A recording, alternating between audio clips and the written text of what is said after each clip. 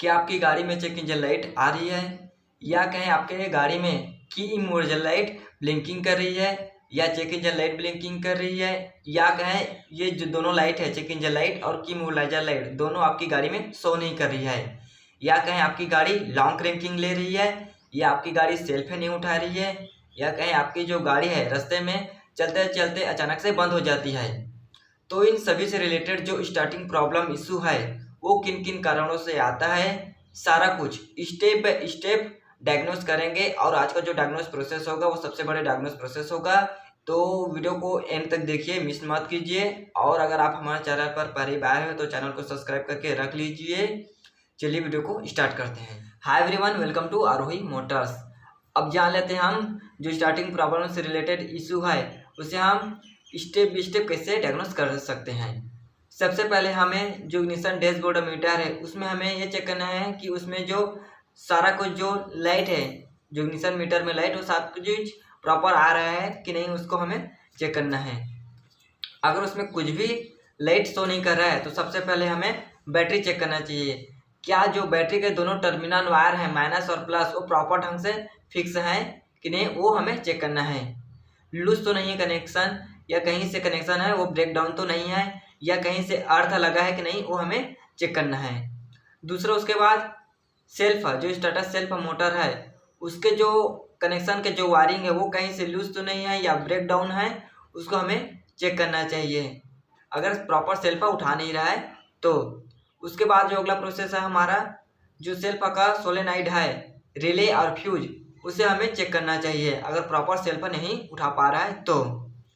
अब ये फर्स्ट हमारा प्रोसेस हो गया। उसके बाद दूसरा हमें क्या क्या चेक करना चाहिए, जो हमारे डैशबोर्ड और क्लस्टर मीटर है उसमें आपका चेक इंजन लाइट और जो इमोबिलाइजर लाइट है दोनों शो कर रहा है कि नहीं कर रहा है, वो हमें चेक करना है। अगर ये दोनों हमारे जो मीटर है उसमें शो नहीं कर रहा है तो हमें क्या क्या चेक करना चाहिए। फर्स्ट इमोबिलाइजर लाइट में अगर आपका इमोबिलाइजर लाइट ब्लिंकिंग कर रहा है या आपका शो नहीं कर रहा है तो उस केस में हमें क्या क्या चेक करना चाहिए वो जान लेते हैं। सबसे पहले हमारा जो चाबी है उस गाड़ी को ओरिजिनल होना चाहिए। दूसरा, अगर रिमोट वाला है तो उसमें आपका जो बैटरी है वो प्रॉपर चार्जर रहना चाहिए। उसके बाद अगला प्रोसेस है, अगर आपका जो ब्लिंकिंग कर रहा है इमोबिलाइजर लाइट तो हमें फर्स्ट रिले और फ्यूज चेक करना चाहिए। जो IMMO जो इमोबिलाइजर लाइट लिखा रहता है जो रिले और फ्यूज में, उसमें हमें सबसे पहले यही चेक करना है कि जो हमारा रिले और फ्यूज है वो कहीं से ब्रेक डाउन तो नहीं है, उसको हमें, या रस्टी तो नहीं है, उसे हमें चेक कर लेना है। उसके बाद अगला प्रोसेस है हमारा, जो कि इमोबिलाइजर है, असेंबली है, वो हमारा प्रॉपर ढंग से उसमें जो सिग्नल आ रहा है वो कि नहीं आ रहा है, उसे हमें चेक करना है। उसके बाद जो ECM से इग्निशन स्विच तक जो कनेक्शन आया है इमोबिलाइजर लाइट का, उसका हमें जो वायरिंग है उसको हमें चेक करना है, कहीं से ब्रेक डाउन तो नहीं है, उसको हमें चेक करना है। उसके बाद जो इमोबिलाइजर असेंबली है, कई बार क्या होता है इसमें भी फॉल्ट आ जाता है तो हमें इसे रिप्लेस करके एक बार देखना चाहिए। रिप्लेस करने के बाद जो क्या हमारा जो इमोबिलाइजर लाइट है ब्लिंकिंग करना बंद कर देता है और जो शो नहीं कर रहा है वो आ रहा है कि नहीं, उसे हमें चेक करना है। उसके बाद अगला प्रोसेस है हमारा ECM। कई बार क्या होता है कि ECM में भी फॉल्ट आने की वजह से जो इमोबिलाइजर लाइट है वो ब्लिंकिंग करता है या शो नहीं करता है, तो हमारा लास्ट प्रोसेस रहेगा ECM में अगर कोई कहीं से भी फॉल्ट है तो उसे आप रिपेयर कर सकते हैं, या तो आप सेम ECM नंबर का आप रिप्लेसमेंट करके एक बार देख लीजिए। अगर रिप्लेस करने के बाद जो प्रॉब्लम है वो आपका 100% सॉर्ट आउट हो जाएगा। जो इमोबिलाइजर लाइट प्रॉब्लम है, इतने सारे कुछ डायग्नोस करने के बाद जो आपका इमोबिलाइजर लाइट है वो आपका प्रॉब्लम है 100% आपका सॉल्व हो जाएगा। अब अगला प्रोसेस है आपका तीसरा, चेक इंजन लाइट में। अगर आपका जो क्लस्टर मीटर में है, चलती गाड़ी में हमेशा जो चेक इंजन लाइट आ रहा है और नहीं आ रहा है, इन दोनों केस में हमें क्या क्या चेक करना चाहिए। अगर जो चलती गाड़ी है उसमें चेक इंजन लाइट जल रहा है, जा नहीं रहा है, तो उसे हमें कैसे रिमूव करें उसके बारे में हम जान लेते हैं। फर्स्ट हमें करना है, जो आपका जो टर्मिनल वायर है बैटरी के माइनस और प्लस, उसमें देखना है। हमें कई बार क्या होता है उसमें रस्टी आ जा रहते हैं, तो हमें क्या करना है, उसके लिए हमें गर्म पानी रख लीजिए और गर्म पानी माइनस और प्लस दोनों टर्मिनल वायर में उसमें डालिए। थोड़ी देर बाद उसके जो माइनस और प्लस जो टर्मिनल वायर हैं उसे आप रिमूव कर दीजिए थोड़े टाइम के लिए। उसके बाद उसे लगाइए। देखिएगा आपका चेक इंजन लाइट है वो रिमूव हो जाएगा। अगर नहीं गया तो उसके बाद अगला प्रोसेस आपका जो इग्निशन की है उसे 3 बार उसे लगातार ऑन ऑफ कीजिए और तीसरे और चौथे बार आप स्टार्ट कर दीजिए। देखिए इस प्रोसेस को भी करने के बाद आपका जो चेक इंजन लाइट है वो आपका चला जाएगा। अगर नहीं गया तो उसके बाद हमें क्या करना है, जो ईसीएम के जो कपलर हैं उसे आप बाहर निकाल दीजिए थोड़े टाइम के लिए, उसके बाद उसे लगाइए। देखिएगा उसके बाद जो प्रोसेस करेंगे तो भी आपका चेक इंजन लाइट है वो आपका चला जाएगा। अगर इस तीनों को करने के बाद भी अगर नहीं जाता है तो अगला प्रोसेस है आपका जो हमारा कैम सेंसर है, क्रैंक सेंसर है, मैप सेंसर और मैप सेंसर, जितने भी सारे सेंसर हैं उसको आप पेट्रोल से अच्छे से साफ कर लीजिए। कई बार क्या होता है उसमें रस्टी आने की वजह से भी आपका जो चेक इंजन लाइट है वो आपका शो कर देता है, जिस वजह से आपका गाड़ी चलाने में आपको प्रॉब्लम हो जाता है कि आपके जो चेक इंजन लाइट है वो किस वजह से आ रहा है। तो भी आप इसे जितने भी सेंसर हैं उसको आप एक बार साफ कर लीजिए पेट्रोल से, या मार्केट में क्लीनर आता है उससे, तो देखिएगा आपका जो चेक इंजन लाइट है वो आपका रिमूव हो जाएगा। उसके बाद भी अगर जो आपका शो कर रहा है तो लास्ट प्रोसेस रहता है आपका ओबीडी स्कैनर होता है, उसके जरिए या आपके पास जो स्कैनर है या किसी मिस्त्री के पास स्कैनर से आप एक बार रिमूव कोडिंग करवाए, जिससे आपका जो चेक इंजन लाइट है वो आपका चला जाएगा।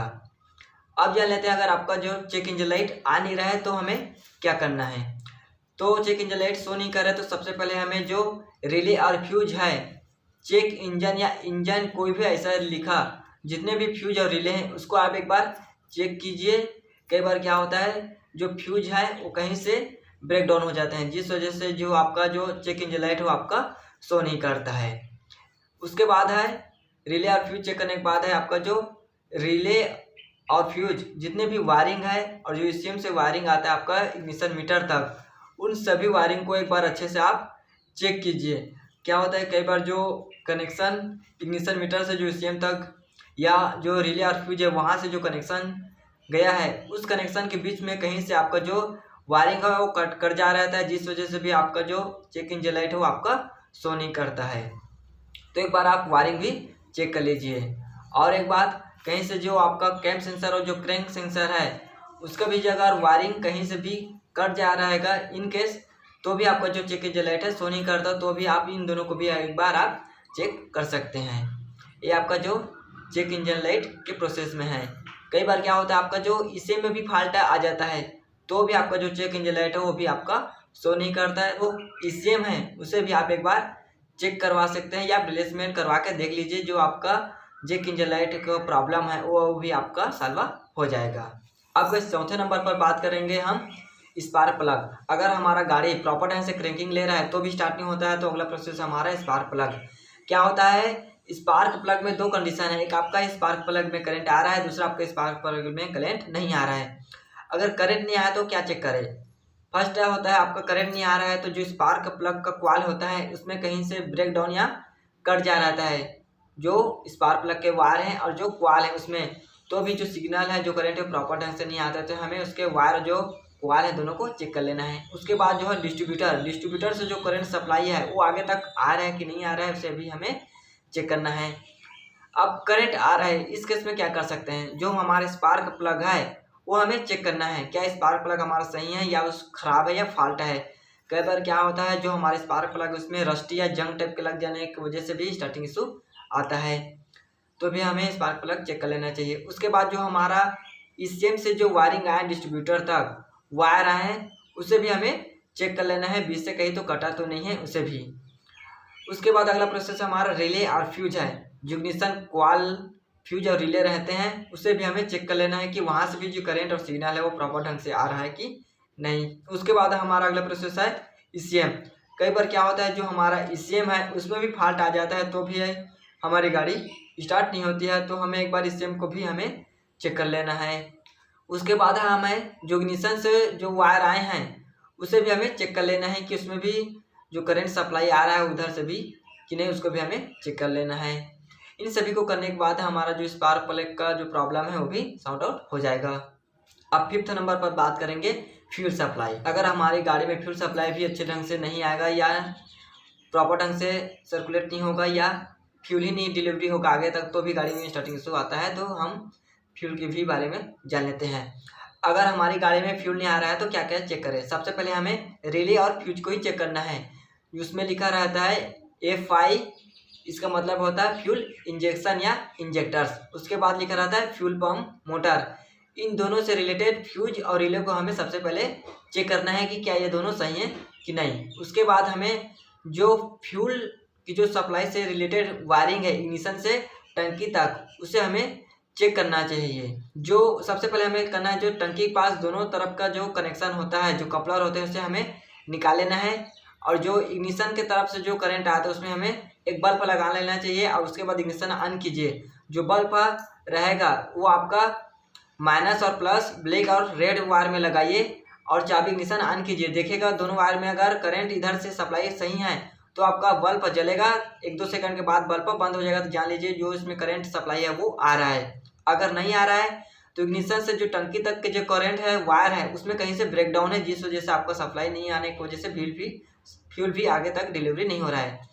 अब उसके बाद फ्यूल उसमें जो करंट है वो प्रॉपर आ रहा है तो क्या होगा, उसके जो अगला है जो टंकी की तरफ वायरिंग है उसमें भी आपका बीच से ब्रेकडाउन रहेगा या वायर जो कटे रहेंगे तो भी आपका आगे तक सप्लाई ना आने के कारण भी आपका जो फ्यूल है वो आगे तक नहीं आएगा। तो भी आप उससे एक बार चेक कर लीजिए। अब दोनों सही हैं, फिर भी कई बार क्या होता है जो हमारा फ्यूल प्रेशर है वो हमारा क्या हो जाता है, लो रहता है। इसका कारण होता है आपका फ्यूल मोटर। फ्यूल मोटर क्या हो जाता है, वीक हो जाता है, जिस वजह से कि आपका फ्यूल का जो प्रेशर है अच्छे से बना नहीं पाता, जिस वजह से आगे तक सप्लाई नहीं होता है। तो इस केस में आपको जो फ्यूल मोटर पंप है उसे आप रिप्लेसमेंट कर दीजिए।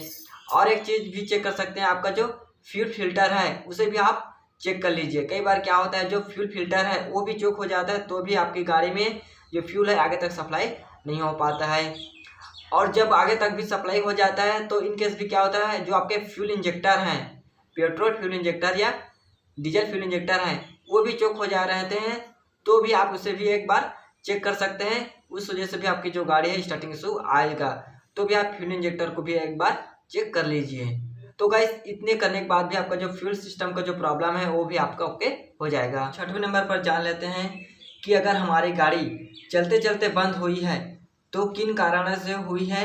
अब अगर हमारी गाड़ी चलती चलती बंद हुई है तो क्या चलते चलते बंद होने से पहले हमारे जो डैशबोर्ड मीटर है उसमें कोई सा लाइट शो किया है, जैसे कि आपका चेक इंजन लाइट, दूसरा आपका जो इंजन ऑयल लेवल लाइट वो, या उसके बाद बोल दीजिए हीटर लाइट, जो ओवर हीटिंग टेम्परेचर जो लाइट है वो, क्या इन तीनों लाइट शो किए हैं चलते चलते बंद होने से पहले, ये हमें सबसे पहले चेक करना है। उसके बाद गाड़ी से उतर कर हमें ये चेक करना है कि बोनट खोलिए। सबसे पहले ये देखिए कि जो गाड़ी के नीचे कोई सा लीक तो नहीं है, जैसे कि कूलेंट, इंजन ऑयल या गियर ऑयल। इन तीनों को चेक कीजिए, नीचे झुककर देखिए कि इन तीनों में से कोई सा भी लीक तो नहीं है। उसके बाद चेक कीजिए कि आपका इंजन ऑयल लेवल सही है कि नहीं है।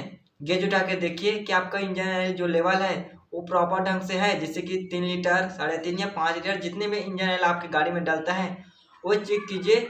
उसमें गेज नापने का में भी निशान रहता है, एक आपका लो लाइन, एक आपका ऊपर हाई लाइन का। देखिए कि जो गेज है जहाँ तक रहना चाहिए वो प्रॉपर ढंग से है कि नहीं, उसे आप चेक कीजिए।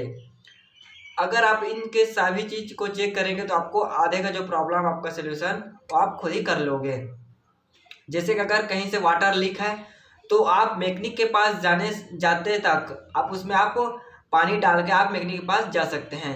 या आपका इंजन ऑयल कहीं से लीक हुआ है तो आप उसे इंजन ऑयल टॉप अप करके ले जा सकते हैं। या आपका चेक इंजन लाइट है जला है तो आपका क्या रेड जला है या आपका ऑरेंज जला है। अगर आपका रेड जला है तो उसे चलाइए मत, और ऑरेंज जला है तो आप उसे ले जा सकते हैं किसी मिस्त्री के पास, और किसी मिस्त्री के पास ले जाकर उसे आप चेक करवा सकते हैं। अगर आपके जो गाड़ी में ऑरेंज टाइप का अगर चेक इंजन लाइट जलता है तो इससे कोई प्रॉब्लम नहीं है। अगर लाल जलता है तो उसे आप गाड़ी को चलाइए मत, किसी से टोचन करवा के उसे आप मिस्त्री के पास ले जाइए।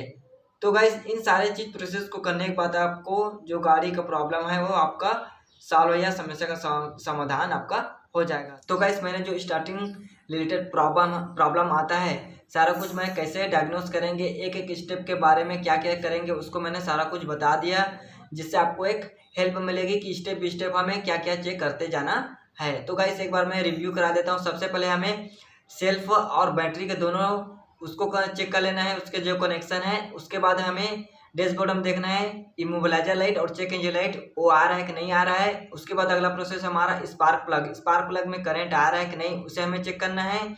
और उसके बाद अगला प्रोसेस है हमारा फ्यूल मोटर, जो फ्यूल की सप्लाई है वो प्रॉपर ढंग से आ रहा है कि नहीं आ रहा है। और इन केस में हमें क्या क्या चेक करना है वो मैंने इस वीडियो में आपको बता दिया। और एक बात जान लीजिए, कोई भी अगर प्रॉब्लम आता है तो आप रिले और फ्यूज ये चेक करना आप मत भूलें, क्योंकि रिले और फ्यूज चेक करने पर हमारा अदर प्रॉब्लम भी आपका सॉल्व हो जाता है। और कई केस में क्या होता है, जो फ्यूल जो सप्लाई है उस केस में कई बार इससे कभी फॉल्ट आ जाता है, तो भी आप एक बार इससे भी चेक करना मत भूलें। तो गाइस, ये मेरा वीडियो आपको कैसे लगा मेरे को कमेंट में ज़रूर बताइए और मेरे चैनल को भी सब्सक्राइब करके रख लीजिए। धन्यवाद।